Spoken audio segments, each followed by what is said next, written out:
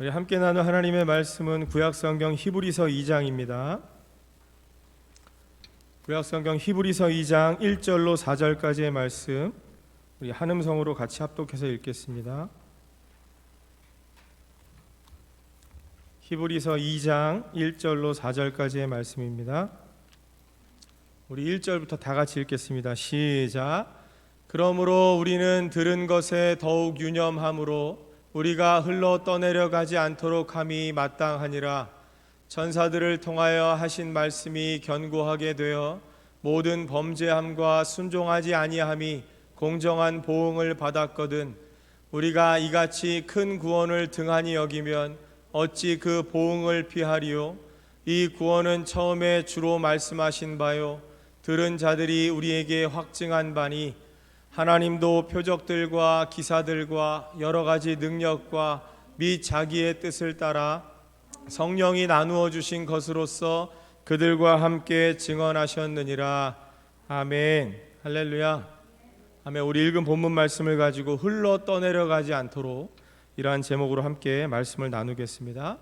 오늘 우리가 히브리서를 읽었는데요, 우리 서론에서 히브리서를 잠깐 좀 공부하도록 하겠습니다. 히브리서 개론에 대해서 잠깐 설명하고 그렇게 이어서 말씀을 전하겠습니다. 여러분, 히브리서는요 대부분이 이제 이 서신서라고 알고 있는데, 정확히 말씀을 드리면 서신서의 형태로 쓰여진 설교문입니다. 이것을 어떻게 알 수 있냐면 히브리서 13장 22절 말씀인데, 한번 띄워주시죠. 13장 22절 말씀에 보면 형제들아 내가 너희를 권하노니 권면의 말을 용납하라. 내가 간단히 너희에게 썼느니라. 이렇게 말씀하고 있습니다. 여기 거의 끝장에 해당되는 13장에 보니까 너희를 권하는 권면의 말을 하고 있습니다. 그러니까 편지라기보다는 설교문에 가까운 거죠. 권면의 말로 그렇게 되어진 이 성경이 히브리서입니다. 그래서 히브리서는 서신의 형태를 가진 이 설교문이다, 이렇게 볼 수가 있고, 그 다음에 또 이 히브리서 전체적인 내용을 보면 구약의 제사 제도라든지 아니면 제사장 직분이라든지 아니면 시내산 언약에 대한 이 언급이 많이 나와 있습니다. 또한 구약 성경을 많이 인용하기도 했습니다. 그래서 이 히브리서를 다른 말로 신약의 레위기다, 이렇게도 말합니다. 그래서 히브리서는 서신서의 형태로 쓰여진 설교문이면서 신약의 레위기에 해당되는 구약의 제사제도라든지 제사장 직분과 시내산 언약 같은 그런 언급하는 내용들이 많이 기록이 되어 있습니다. 그러면 이 히브리서를 누가 썼느냐? 많은 논란이 있습니다. 많은 학자들의 다양한 주장이 있는데, 많은 학자들에 의하면 바울이 썼을 것이다, 아니다, 이건 베드로가 썼다, 심지어 바나바가 썼다라는 그러한 주장들이 있지만 단순히 주장일 뿐이지 저자가 분명하지가 않습니다. 그래서 여러분들 성경에는 뭐라고 되어 있는지 모르지만 간략하게 그 성경에 이 설명해 주는 그러한 성경을 보면요, 제가 가진 성경에도 저자는 미상 이렇게 되어 있습니다. 그래서 저자가 분명치 않습니다. 누가 썼는지에 대한 정확한 그러한 것을 알 수가 없는 거죠. 그 다음에 이제 많은 사람들이 이 뒷부분에 가면 디모데를 언급하는 내용이 나옵니다. 그래서 디모데는요 유일하게 사도 바울하고만 동역을 했던 사람이기 때문에 디모데를 언급하는 것으로 보았을 때 사도 바울이지 않겠냐, 이렇게 저자를 사도 바울로 이야기하는 학자도 있지만 그렇지 않습니다. 왜냐하면 대부분의 바울 서신에 보면 바울이, 여러분 서신서라는 건 뭐예요? 편지 형식으로 쓰여진 거기 때문에 기록한 발신자가 있고, 그 다음에 이 서신을 받는 대상, 독자들, 수신자가 있습니다. 그래서 이 서신서의 특징은 인사말로 시작하고 인사말로 끝맺음을 합니다. 그래서 바울 서신들 대부분을 보면 예수 그리스도의 사도된 나 바울은 이런 식으로 시작을 하죠. 그 다음에 끝날 때도 문안 인사로 끝맺음을 하는데, 히브리서는 그렇지 않고 여러분들도 보아서 아시겠지만 1장 1절에 바로 본론적으로 설교가 시작되는 것을 우리가 알 수 있습니다. 그래서 바울이 저자일 것이라는 것은 그저 주장일 뿐이고 분명하지가 않습니다. 그래서 저자가 누구인 것은 알 수가 없습니다. 그 다음에 이것은 누구를 대상으로 쓰여진 이 설교문이냐면, 이 독자, 수신자가 누구냐면, 여러분, 우리는 히브리서라고 알고 있는데 이 원래 문자적인 의미는 히브리서가 아니고 히브리인들에게라는 뜻입니다. 히브리서는 히브리인들에게라는 뜻이에요. 그래서 2세기까지는 이 말씀이 히브리서가 아니라 히브리인들에게 이렇게 불려졌습니다. 여러분, 히브리인들이 누굽니까? 히브리인들이 누구냐면 유대인들을 말하는 거죠. 유대인. 여러분, 유대인하고 유태인하고 뭐 어떤 차이가 있냐면, 여러분 알아두십시오. 이게 중국의 영향을 받아가지고 중국어로 번역을 하다 보니까 이 음만 빌려다가 유태인, 이건 중국어입니다. 한자라서 특별한 의미가 없고, 원래는 유대인인데 유대인이라는 말을 이제 한자로 옮겨 쓰다 보니까 유태인이 됐습니다. 어쨌든 히브리인들이 누구냐면 유대인들을 이야기하는 겁니다. 그래서 유대인들은 크게 세 종류의 유대인들이 있습니다. 첫 번째 종류는 어떤 유대인이 있냐면 정통 유대인들이 있어요. 정통 유대인들. 그래서 이스라엘에서 태어나서 유대교를 종교로 삼는 그 정통 유대인들이 있습니다. 두 번째는요, 디아스포라 유대인들이 있습니다. 디아스포라는 이제 어떠한 사정에 의해서 본국이 아닌 타국에 가서 살고 있는 유대인들, 이게 디아스포라라고 이야기합니다. 여러분, 우리 더임 전도에서는 어떻게 배웠습니까? 본국에 600만, 타국에 1000만, 그죠? 그래서 전체가 1600만 명으로 이루어진 유대 민족입니다. 그래서 흩어진 유대인들을 디아스포라라고 이야기하고, 세 번째는 어떤 유대인들이냐면 이 디아스포라 유대인들 중에서 기독교로 개종한 유대인들이 있어요. 이것을 메시아닉 주라고 이야기합니다. 그래서 유대교가 아닌 이 예수 그리스도를 구원자로 믿고 영접한 기독교인들, 그래서 개종한 유대인들을 메시아닉 주, 기독교 유대인이라고 이렇게 말합니다. 그러면 여러분, 히브리서는 누구를 대상으로 쓰여진 거냐면 히브리인들에게인데, 그 중에서도 세 종류의 히브리인들 중에서 누구를 대상으로 쓰여졌겠습니까? 마지막 세 번째, 기독교로 개종한 유대인들, 그들을 향해서, 그들을 대상으로 쓰여진 성경이 바로 히브리서입니다.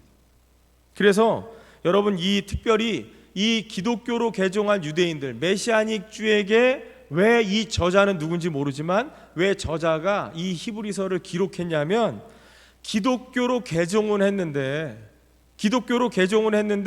여전히 로마의 이 박해와 핍박 속에서 신앙의 어려움을 겪고 지금 믿음이 흔들려서 다시금 유대교로 개종을 할까? 이렇게 고민하며 흔들리는 그 사람들을 대상으로 쓴 게 바로 이 히브리서라는 거예요. 여러분, 이것을 염두에 두고 우리가 히브리서를 읽으면 훨씬 이해가 쉽습니다. 왜 이렇게 말씀을 하고 있는지.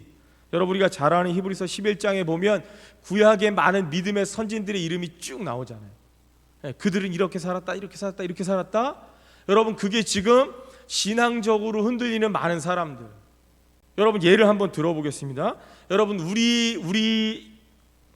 우리에게 적용하는 예를 든다면 이런 경우가 있을 수 있죠.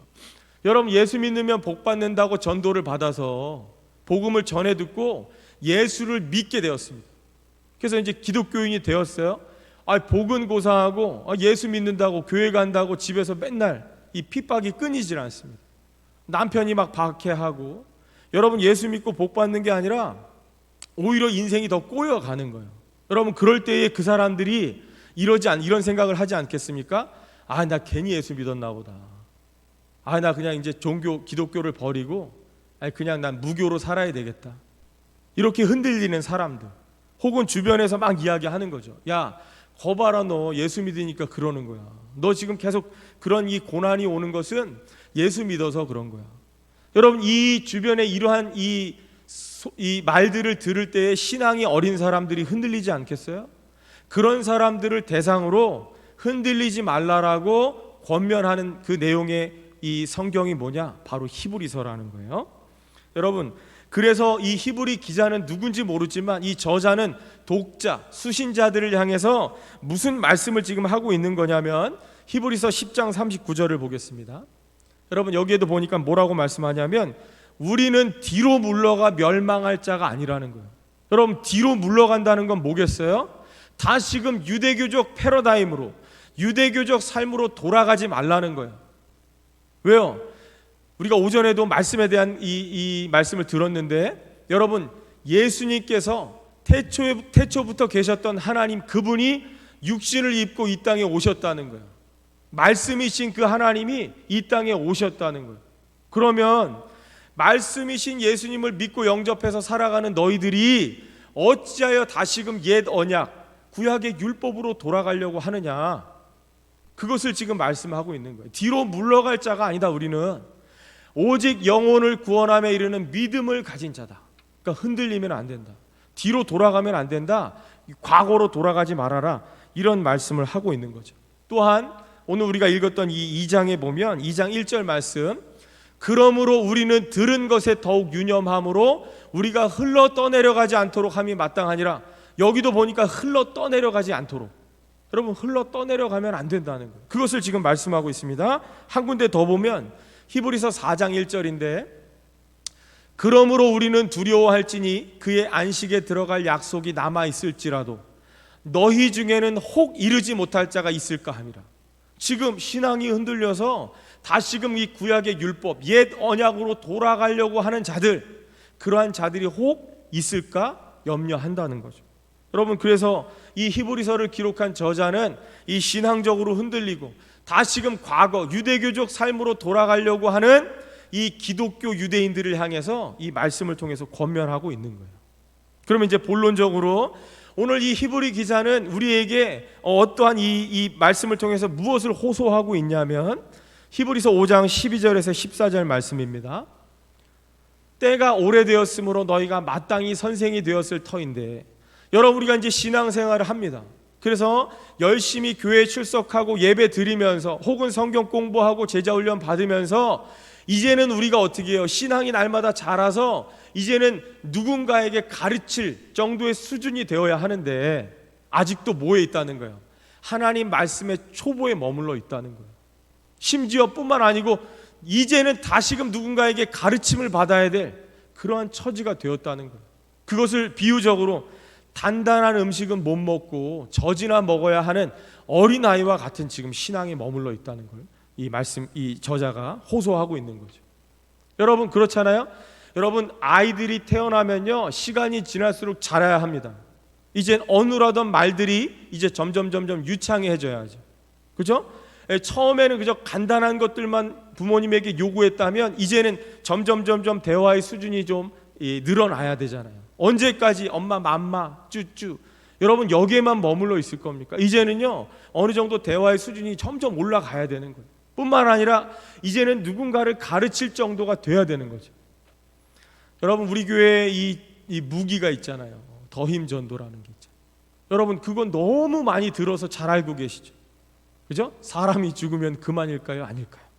여러분, 이제 우리가 그것들을 많이 들었다면, 많이 배워서 알고 있다면 이제는 누군가에게 써먹을 수 있어야 돼요. 그죠? 누군가를 가르쳐야죠. 아, 저 사람이 지금 보니까 신앙의 체계가 좀 안 잡혀 있는 것 같아. 아직도 뭔가 복음이 뭔지를 분명히 모르는 것 같아. 그러면 가서 가르쳐야 될 사람들이 아직도 초보 수준에 머물러서 젖이나 먹고 있고 여전히 엄마 쭈쭈 이러고만 있으면 안 된다는 거죠. 제 얘기를 해서 죄송합니다만 저희 하이미는 제가 안 가르쳤는데 요즘에 저보고 자꾸 아버지라 그래요. 아버지. 그 어디서 배웠는지 아버지 이럽니다. 그 뜻을 알고 하는 건지 모르지만 너무 성경적이잖아요. 아버지. 예. 여러분, 우리가 이제 점점 이 수준이 높아져서 선생이 되어야 한다는 거예요. 그런데 지금 이 저자가 이 설교를 통해서 말씀을 전하고 있는 그 대상들은 지금 뭐예요? 아직도 초보 수준에 머물러서 다시금 유대교로 돌아가야 될 것이냐 고민하고 있다는 거죠. 그래서 이 저자가 호소를 하고 있는 겁니다. 그 다음에 13절 말씀, 이는 젖을 먹는 자마다 어린아이니 의의 말씀을 경험하지 못한 자요. 여러분, 어린아이와 같다는 건 뭐라고 말씀하고 있습니까? 의의 말씀을 경험하지 못했다는 거예요. 그러니까 여러분, 우리가 예배를 드리고 날마다 성전에 출입하고 왔다 갔다 하는데, 그래서 10년 20년 신앙생활 했다라고 말하는데 아직도 의의 말씀을 경험하지 못했다는 거예요. 그냥 듣기만 하고 알기만 아는 거죠. 지식적인 것만 쌓여가는 거예요. 내게 되지 않는다는 거예요. 그 다음에 14절에 보니까 단단한 음식은 장성한 자의 것이래요. 여러분 그렇잖아요. 우리가 씹고 뜯고 맛보고 즐기려면 어떻게 해야 돼요? 치아가 튼튼해야죠. 어린아이들은 이 단단한 거 잘 못 먹습니다. 그러니까 단단한 음식을 먹는다는 건 그만큼 장성했다는 거예요. 그 장성했다라는 걸 지금 14절에서 뭐라고 말씀하냐면 지각을 사용함으로 연단을 받아서 선악을 분별하는 자들이 장성한 자다. 이들은요, 여러분 고난이 와도요 어린아이처럼 이제 울지 않습니다. 왜 이것이 왔을까? 나의 지각을 사용해서 이것을 연단으로 삼는 거예요. 이 훈련의 과정을 통해서 나에게 굳은 살이 배기겠지, 내 실력이 더 한층 더 업그레이드 되겠지, 이것을 분별할 줄 아는 지혜가 있는 자들이 장성한 사람들이라는 거예요. 그런데 조그만 어려움이 오고 아픔이 오면 어떻게 해요? 자꾸 떠날 생각만 한다는 거예요. 그건 어린아이와 같은 신앙이라는 거죠. 그래서 여러분 저는요 오늘 이 말씀이 우리 오전에 들었던 말씀과 같이 이어서 오늘은 말씀에 대한 이 말씀을 전하고 있습니다. 여러분 말씀에는 크게 세 종류의 말씀이 있어요. 세 종류의 말씀이 있는데 첫 번째는 어떠한 말씀이 있냐면 기록된 말씀이 있습니다. 여러분 이걸 성경이라고 말해요. 기록되어진 말씀 성경이라고 말합니다. 두 번째는 어떤 말씀이 있냐면 선포된 말씀이 있어요. 이걸 설교라고 하는 거죠. 그래서 여러분 목회자와 같은 설교자는요 기록된 말씀을 가지고 선포하는 거잖아요. 설교하는 거잖아요. 그래서 여러분 기록된 말씀은요 여러분 우리가 가지고 있는 이 개역개정이라는 성경도 번역하다 보면 오류가 있을 수 있습니다. 그래서 제가 이 인터넷을 좀 찾아봤는데 이 성경에 오역된 것들이 상당히 많이 있습니다. 그런데 그만큼 많이 개정하고 개정해서 많이 이제 그 잘못된 것들을 바로 잡았지만 여전히 오역되어진 부분들이 있을 수 있습니다. 왜냐하면 사람이 이것을 번역하고 옮기다 보면 오역이 있을 수 있다는 거예요. 그 다음에 여러분 선포되는 말씀도 오용될 수 있습니다. 예를 들면 여러분 이단 같은 경우는 똑같은 말씀을 가지고 잘못 사용하는 경우들이 있잖아요.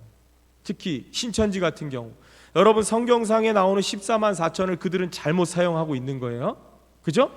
여러분 이처럼 기록된 말씀 성경은 번역상에 오류가 있을 수 있어요. 그 다음에 선포된 말씀도 설교자에 따라서 오역이 있을 수 있습니다. 오용이 있을 수 있습니다. 잘못 사용될 수 있다는 거죠. 그렇기 때문에 여러분 말씀을 듣는 성도들은 무엇을 위해 기도해야 합니까? 성령님께 지혜를 구해야 되는 거예요. 분별력 있는 지혜를 구해야 하는 겁니다. 그래서 여러분 우리가 집에서 성경을 읽던 아니면 교회 나와서 예배 가운데 말씀을 듣던 우리가 날마다 기도해야 하는 건 뭐예요? 하나님 분별할 수 있는 지혜를 주십시오. 이 기록된 말씀 선포되는 말씀이 우리에게 바르게 전달되어지고 이해될 수 있기를 위해서 우리는 성령의 도우심을 구해야 하는 거죠. 마지막 세 번째 종류의 말씀이 있습니다. 이건 뭐냐면 육신이 되어 오신 말씀이 있어요. 이거를 성자라고 말하는 거죠. 예수 그리스도를 말합니다. 여러분 말씀은 크게 세 종류가 있어요. 성경이 있고 설교가 있고 육신이 되어 오신 말씀 성자 예수 그리스도가 있습니다. 그러면 여러분 1번과 2번은 오역이 있을 수 있고 잘못 사용될 수 있지만 세 번째 말씀은 오역이 있을 수 있습니까? 완전한 말씀이죠. 예수 그리스도만이 완전한 말씀이라는 거예요. 그래서 여러분 기록되어진 말씀 로고스라고 하죠. 이 로고스의 말씀으로 설교자가 말씀을 선포할 때에 설교할 때에 성령이 그 시간에 역사하여서 말씀으로 오신 예수 그리스도가 우리에게 직접적으로 체험되고 경험되어지는 것을 뭐라고 말합니까? 그걸 레마의 말씀이라고 하는 거예요. 깨달아진 말씀, 체험되어진 말씀, 이걸 레마의 말씀이라고 하는 거죠. 그래서 우리 성도들은 말씀을 듣기 위해서 성령의 도우심을 구하는 거죠. 분별력을 구하는 거예요. 지혜를 구하는 거예요. 그 다음에 설교자는 성령의 도우심을 의지하면서 이 말씀을 준비해서 선포할 때에 그 말씀이 선포될 때에 오늘 대표 기도하신 집사님이 기도하신 것처럼 성령이 이곳에 역사하여서 이 말씀 육신을 입고 오신 그 예수 그리스도가 우리 안에 경험되어지는 거예요. 체험되어지고 깨달아지고 나의 것으로 적용되어질 때에 그 말씀은 레마의 말씀이 되어지는 겁니다. 그래서 오늘 제목과 같이 흘러 떠내려가지 않기 위해서 우리가 무엇을 해야 하냐 그 1절 말씀을 다시 한번 보는데 여러분 특별히 1절 말씀을 좀 원본에 가깝게 다시 한번 좀 해석을 하면 가로에 있는 말씀들을 잘 보면서 한번 읽겠습니다. 그러므로 우리는 들은 것에 더욱 유념함으로. 여러분 누구를 통해 듣는 거예요? 육신으로 오신 말씀으로 오신 그 예수 그리스도를 통해서 우리가 들었다는 거예요. 그것을 더욱 유념하라는 말은 마음에 새기라는 거죠. 여러분 하나님께서 구약시대 때에는 많은 선지자들을 통해서 혹은 모세를 통해서 율법의 말씀을 주셨어요. 그죠? 그래서 그 율법을 지키며 그들은 신앙을 유지해 갔습니다. 그런데 이 신약에 넘어와서는 그 말씀이신 하나님께서 육신을 입고 이 땅에 친히 오신 거예요. 우리는 그 아들 되시는 그 말씀으로 오신 예수 그리스도를 통해서 우리가 이 구원의 복음을 듣게 되었다는 거죠. 그러니까 그 말씀들을 어떻게 하라는 거예요? 마음에 새기라는 거예요. 마음에 새기고 그 새겨진 말씀으로부터 흘러 떠내려가지 않도록 하는 것이 마땅하다. 오늘 그 말씀 우리에게 주고 있는 거죠. 여러분 그래서 우리가 예수 그리스도를 통해서 들려진 말씀, 깨달아진 레마의 말씀을 우리의 마음에 새겨야 하는 거예요. 왜요? 흘러 떠내려가지 않기 위해서. 여러분 오늘날에 신앙생활을 한다고 말하는 사람들이 많이 있지만 우리의 여러 가지 환경적인 어려움이 온다든지 개인적으로 고난을 받는다든지 하면 이 말씀으로부터 흘러 떠내려가는 사람들이 많이 있다는 거예요. 우리가 그런 사람들을 주변에서 쉽게 볼 수 있습니다. 여러분 그래서 오늘 히브리 기자는요 이 말씀을 듣는 자들에게 권면하는 거예요. 너희들이 흘러 떠내려가지 않도록 하기 위해서 아들을 통해서 들은 말씀들을 너희 마음에 새겨라. 그래야 흘러 떠내려가지 않는다. 이 말씀을 전하고 있는 겁니다. 그래서 천사를 통하여 하신 말씀이라는 건 뭘 의미하냐면 여러분 옛 언약인 구약의 율법이 천사를 통하여 하신 말씀이에요. 그렇다면 아들을 통하여 하신 말씀, 아들을 통하여 우리에게 하신 말씀은 뭐냐면 새 언약, 바로 예수 그리스도를 의미합니다. 여러분 그래서 오늘날 우리에게는요 친히 하나님께서 육신을 입고 말씀이신 그 하나님께서 이 땅에 오신 거예요.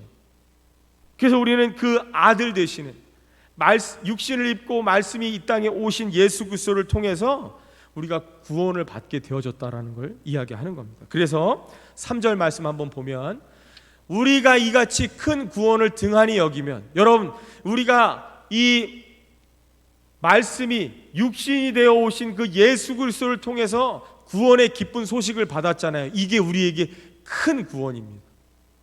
이 큰 구원을 어떻게 해요? 등한히 여기면 안 된다는 거예요. 등한히 여기면 어찌 그 보응을 피하리요.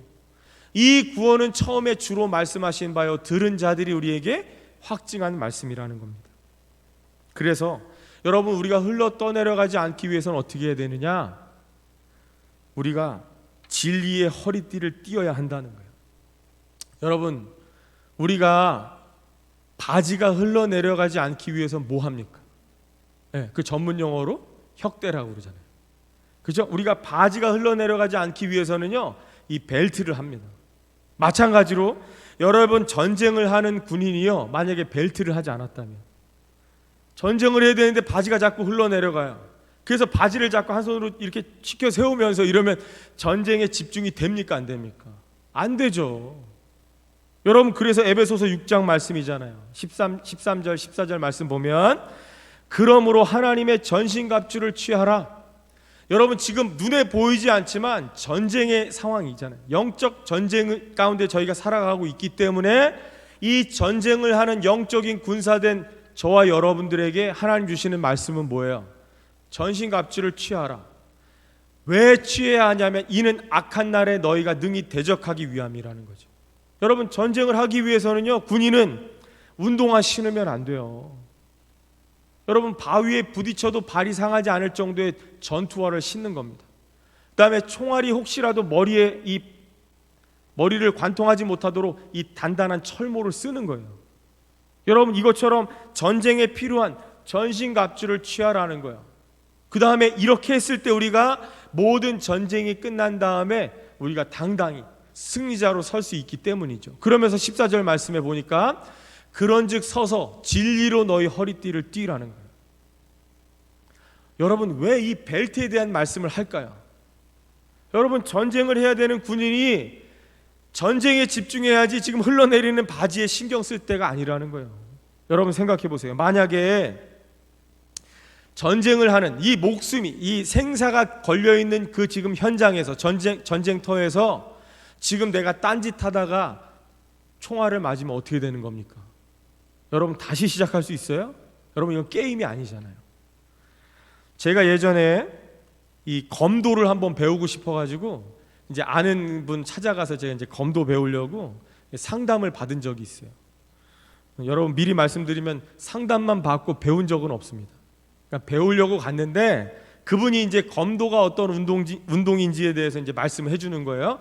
여러분, 제가 찾아갔던 그분이 어떤 분이냐면 이 노무현 대통령 시절에 이 경호실에서 있었던 분이에요. 그래서 이 대통령 앞에서 경호 시범도 보였던 그런 사람이에요. 굉장히 실력이 있는 분이죠. 제가 이제 그분한테 검도를 좀 배우고 싶어갖고 갔는데 이분이 저한테 이제 검도란 뭐냐, 이제 아주 알기 쉽게끔 설명하는 거예요. 저한테 이렇게 얘기합니다. 내가 이렇게 이제 저를 때리려고 할 때 한번 막아보라는 거예요. 그러면서 이제 저를 이렇게 때리려고 하는 거예요. 제가 어떻게 했겠습니까? 이게 탁 막았어요. 그때 그분 하는 말이 뭐냐면, 왜 막냐는 거예요. 네, 여러분, 그게 검도라는 거예요. 태권도나 다른 운동들은 누군가 공격을 해오면 막잖아요. 검도는 칼을 쓰기 때문에 막으면 어떻게 되는 거예요?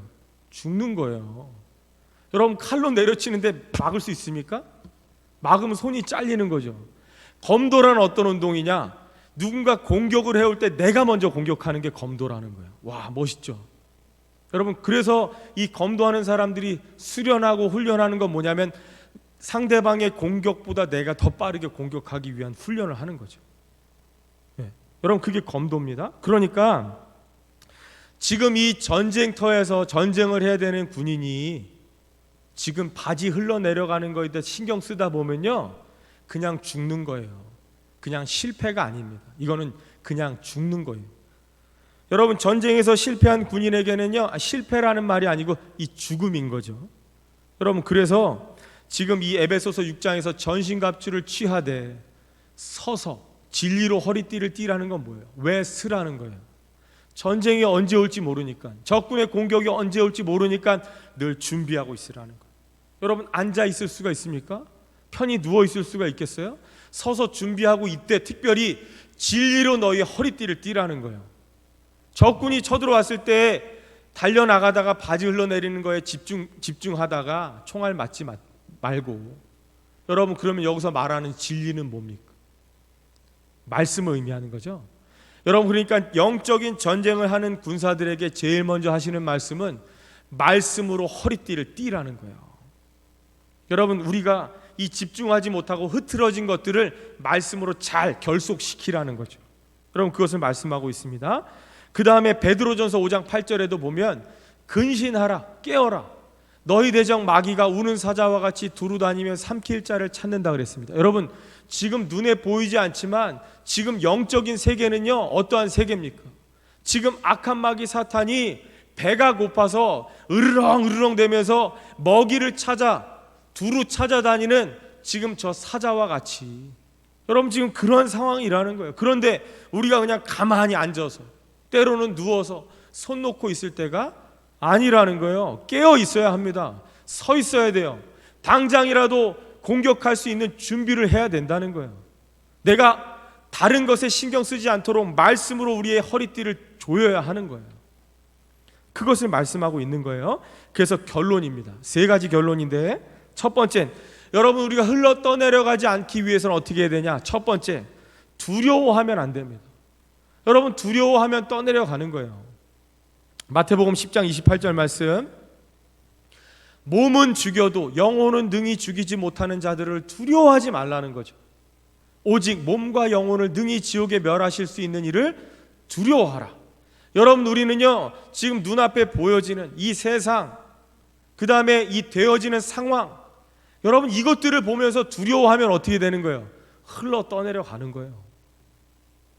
여러분, 그러니까 우리가 이 말씀으로 단단히 무장해서 이제는 이 장성한 자와 같이 되어야 하는데, 늘 그냥 보살핌만 바라고 그저 복받기만 구하고 그저 형통하기만 바라는 그러한 사람들은 고난이 오거나 어려움이 왔을 때 어떻게 돼요? 그것 때문에 두려워서 떠내려 간다는 거예요. 그렇기 때문에 우리는 몸은 죽여도 영혼을 능히 죽이지 못하는 자들은 두려워하지 말라는 거예요. 여러분, 우리가 코로나로 인해서 우리가 혹 감염되고 그리고 혹시 우리가 사망에 이를 수는 있지만 여러분, 사람이 죽으면 그만입니까? 아닙니까? 아니잖아요. 그러면 여러분, 우리는 지금 우리의 건강을 준비할 게 아니고 우리의 노후를 대비할 게 아니고 사후를 대비해야 하는 거예요. 죽는 것으로 끝나지 않으니까. 사람이 죽으면 그만이 아니기 때문에 우리는 죽음 이후에 사후를 준비해야 되는데 그저 먹고 사는 것, 내 집 평수 늘리는 것, 여기에만 지금 관심을 갖고 살다 보면 그 상황들 때문에 두려워서 떠내려 간다는 거죠. 여러분, 우리는 무엇을 두려워해야 하냐면 보이지 않지만 몸과 영혼을 능히 지옥에 멸하실 수 있는 그 하나님을 두려워해야 하는 거예요. 그런데 그 하나님을 두려워하지 않기 때문에 눈에 보여지는 상황, 그 다음에 그 어떠한 것들을 두려워하면 떠내려 갈 수밖에 없다는 겁니다. 그래서 여러분, 이 두려워한다라는 말이 영어 이 단어로 fear입니다. fear. 여러분, fear라는 말이요, 명사로 쓰이면 무서움, 근심, 두려움 이런 뜻이 있지만 여러분, 이 fear라는 이 단어가 동사로 쓰이면 어떤 뜻이 있냐면 경외하다라는 뜻이 있어요. 경외하다. 그래서 여러분, 성경에 보면 주를 경외함이 여기 때 쓰이는 말이에요. fear of God.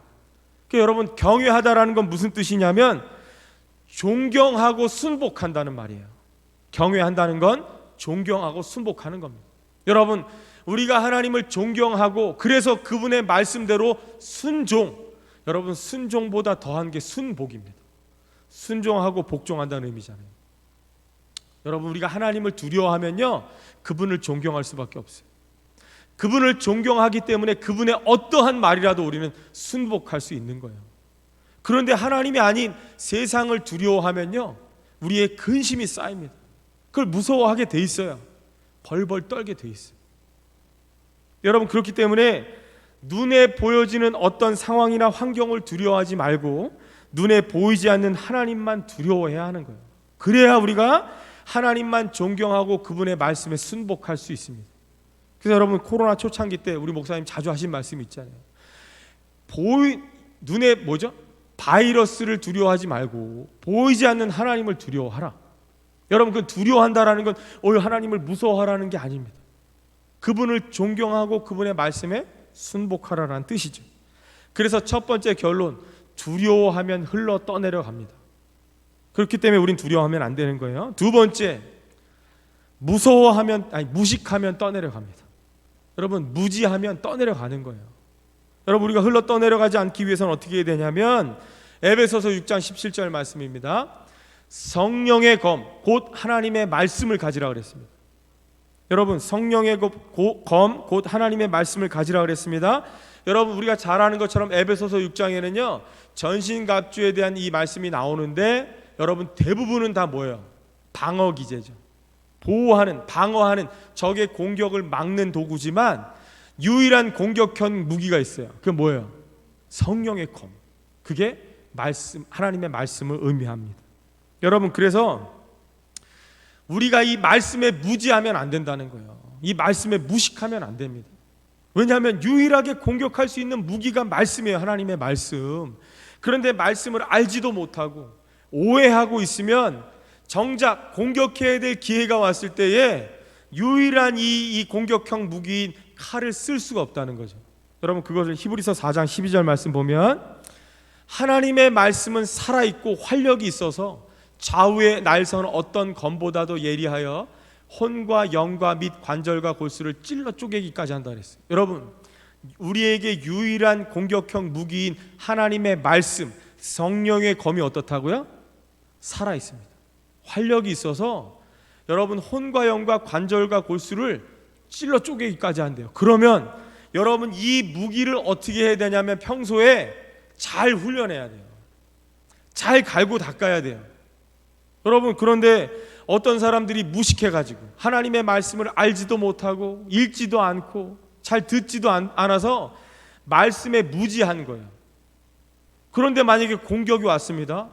그래서 이제 오랜만에 이게 맨날 집에만 모셔놓고 한 번도 핀 적 없는 이 말씀의 검을 뽑으려고 하니까 녹이 쓸어서 안 빠져. 여러분, 그럼 어떻게 돼요? 상대방보다 먼저 공격해야 되는데 이거 빼는데 이 시간 보내다 보면 죽는 거예요. 그 다음에 빼긴 뺐어. 근데 날이 무뎌져 있어.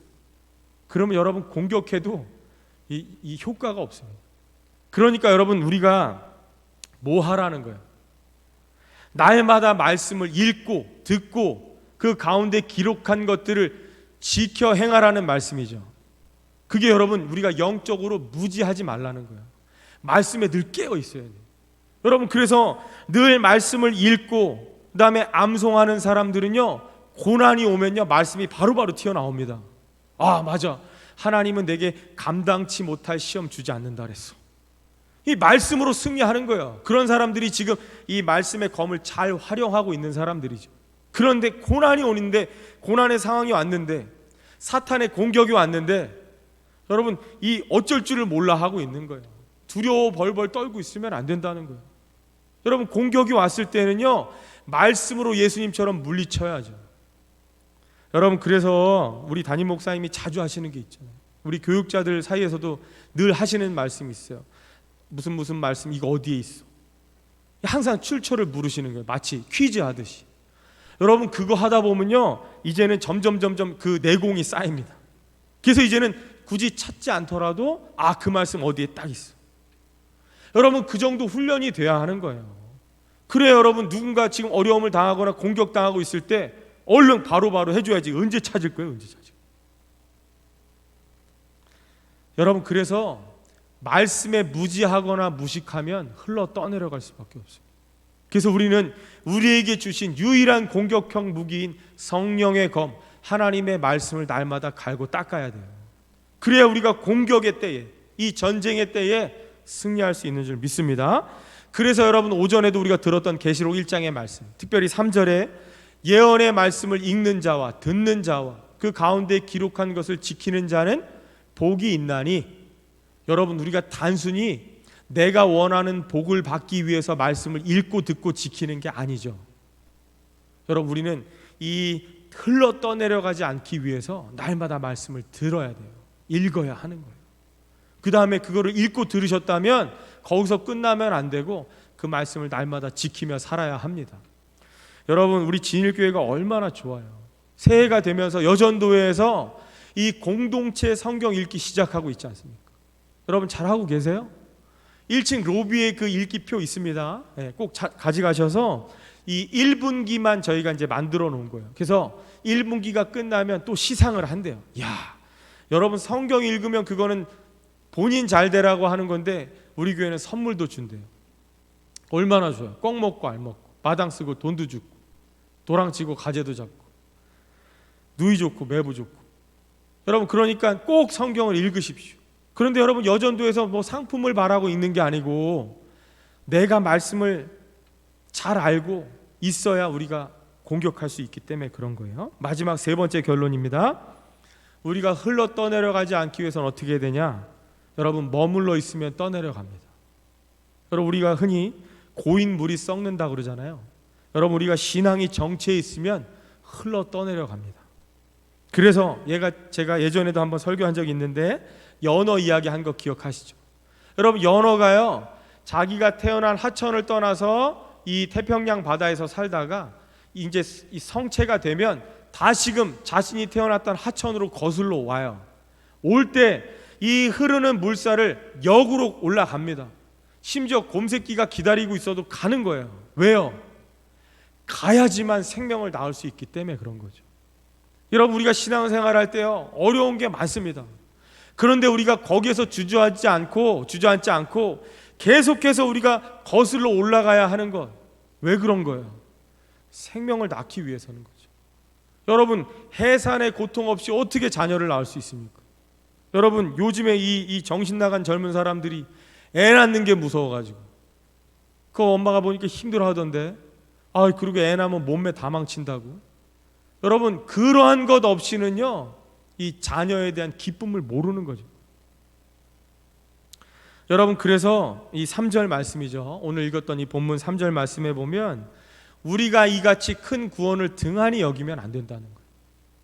여러분, 우리가 예수 그리스도로부터 이 구원의 복된 소식을 들었습니다. 그 다음에 또 하나님 허락하신 진일교회 안에서 말씀을 통해서 잘 훈련이 되어졌다면 머물러 있으면 안 된다는 거예요. 알긴 잘 알죠. 나 그거 뭐 너무 많이 들어서 이제 귀에 못이 배겼어. 그게 중요한 게 아니에요. 실전에 얼마큼 내가 이걸 써먹을 수 있느냐. 여러분, 우리 담임 목사님과 저희들이 지금 무슨 작업을 하고 있냐면 이 더힘 전도를 여러분들이 잘 활용할 수 있도록 지금 그걸 영상으로 제작을 하고 있습니다. 여러분, 이게 이제 제작되는 날 여러분들에게 이것들을 드리면, 여러분들 요즘에 뭐 코로나로 인해서 비대면이라고 하는데 대면하지 못하더라도 여러분들 주변의 지인들에게 이 더힘 전도 영상을 보내주세요. 여러분, 보내는 거 어렵지 않잖아요. 돈 드는 거 아니잖아요. 그거 보내주면요 15분 안에 정리가 다 돼 있습니다. 도표가 딱딱딱딱 뜨면서 우리 담임 목사님이 설명을 쫙 해주시는 거예요. 그거 15분만 들으면 인생이 변합니다. 여러분, 그죠? 여러분, 우리 좋은 무기가 있으면요 그동안에 여러분들 더힘전도 대회도 하면서 이것들을 써먹어야 됩니다. 누차 했는데도 그게 잘 안 되시는 분들, 여러분 이제 좋은 무기가 또 생겼어요. 여러분, 이거는 보내주면 돼. 카톡만 할 줄 알면 누구나 다 할 수 있어요. 여러분, 그렇게 해서라도 복음을 전하라는 거예요. 여러분, 오늘 우리가 계시록 말씀 들었지만 때가 가까웠기 때문입니다. 여러분, 그저 비대면 시대라고 머물러 있으면 안 되는 거예요. 머물러 있으면 떠내려가게 돼 있습니다. 마지막으로 히브리서 5장 13절에서 14절 말씀. 이는 젖을 먹는 자마다 어린아이니 의의 말씀을 경험하지 못한 자요. 여러분, 말씀을 잘 아는데, 듣기는 많이 들었는데, 많이 읽는데 경험이 되지 않는다면요 그건 여전히 어린아이입니다. 여러분, 우리는요 우리의 모든 지각을 동원해서 연단을 받아서 훈련되어져서 선악을 분별할 수 있는, 여러분 그 정도의 장성한 신앙인이 되어야 한다는 겁니다. 그래서 마지막으로 제가 만든 아주 명언인데 여러분 한번 들어보십시오. 육적인 거리두기는 초록불이라면, 여러분 지금 사회적 거리두기 이것은 뭐 사랑입니다 이렇게 얘기하잖아요. 뭐 2m는 사랑입니다. 여러분, 육적인 거리가 초록불인지는 모르지만요 영적인 거리두기는요 빨간불입니다. 여러분, 이거를 심각하게 생각하셔야 돼요. 뭐 비대면이라고 영상으로 예배 다 해주니 얼마나 편하냐. 집에서 설거지하면서 들어도 되고. 오늘 날씨가 추우니까 따뜻한 아랫목에 배 깔고 누워서, 여러분 할 수 있겠지만 여러분 그런 식으로 자꾸 타협하고 거리 두다 보면요 빨간불이 반짝반짝 들어오는 거, 여러분 이거 무시하면 큰일 납니다. 여러분, 빨간불 무시하면 사고 나는 거예요. 영적으로 지금 빨간불 들어오는 걸 모르고 그저 육적으로 편안하니까 그 다음에 또 자꾸 그 코로나 핑계 대잖아요. 지금 이 시대가 교회가 왜 협조 안 합니까? 며칠 전에 봤더니 통성기도를 또 굉장히 뉴스에서는 좀 이렇게 좀 비하하면서 이야기하더라고요. 뭐 소리내서 하는 기도를 통성기도라고 합니다. 뭐 이렇게 얘기하는데, 여러분 단순히 소리내서 하는 게 통성기도입니까? 여러분, 통성기도 왜 우리 그렇게 소리 지르는 거예요? 왜 이동근 목사는 목이 쉬어라가면서 소리를 지를까요?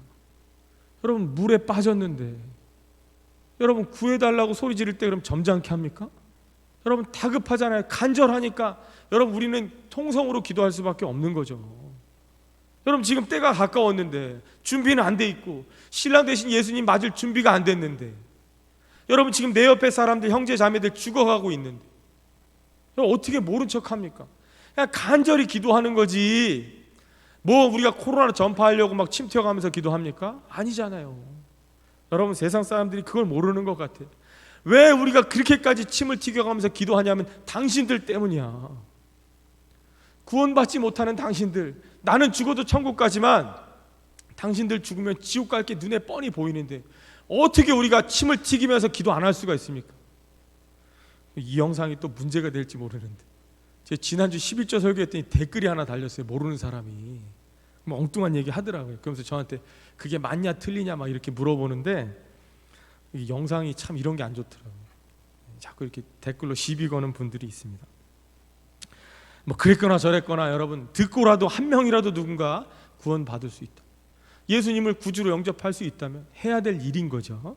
그래서 여러분, 육적인 거리두기 필요도 하고, 이게 우리의 이 건강을 위해서는 초록불일지 모르지만 영적으로 거리두기 하면 여러분 그건 빨간불입니다. 여러분 꼭 이걸 명심하셔서 하나님의 말씀을 가까이 하시고 날마다 읽고 듣고 그런 것들을 지켜며 행하셔서 여러분 마지막 때를 우리가 잘 준비할 수 있는 저와 여러분들 되시기를 간절히 바라겠습니다. 우리 한번 기도하겠습니다.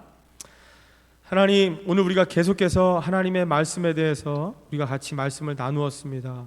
주님, 때가 가까웠기 때문에 우리는 영적으로 깨어서 근신하며 깨어서 우리가 진리로 허리띠를 띠고 이 영적인 전쟁에서 승리할 수 있기를 위해서 영적인 분별력을 가지고 하나님의 말씀을 날마다 읽고 듣고 그 기록된 것들을 날마다 지켜 행하는 그러한 우리 모두가 되기를 원합니다. 하나님, 많은 사람들은 코로나로 인해서 거리를 둬야 한다 말하고 점점 하나님 영적으로 거리를 두면서 멀어져 가는 것을 모르고 내 자신이 흘러 떠내려가는 줄도 모르고 하나님 그렇게 안일함 가운데 살아가지 않도록 우리가 영적으로 깨어있게 하여 주시옵소서. 하나님, 두려워할 것들을 두려워하게 하여 주시옵소서. 뿐만 아니라 말씀에 무지하여 떠내려가지 않도록 혹은 우리의 신앙이 정체하여 어린아이와 같은 신앙에 머물러 있지 아니하고 날마다 단단한 것들을 먹고 하나님 모르는 자들에게 복음을 담대히 증거할 수 있는 장성한 이 분량이 충만한 데 이르기까지 날마다 자라가는 성장해가는 성숙해가는 우리 모두가 되게 하여 주시옵소서. 하나님, 이제 내일부터 다시금 우리의 삶의 자리로 돌아가서 한 주간의 삶을 살아갈 때에 그 현장이 어디가 되었든 하나님 우리가 주의 말씀을 날마다 이 묵상하고 하나님 날마다 이 말씀을 하나님 우리가 단단히 붙잡고 살아서 하나님 어떠한 공격이 온다 할지라도 고난과 역경이 온다 할지라도 말씀으로 넉넉히 승리할 수 있는 우리 모든 성도들 되게 하여 주시옵소서. 감사합니다. 예수님의 이름으로 기도하옵나이다. 아멘. 우리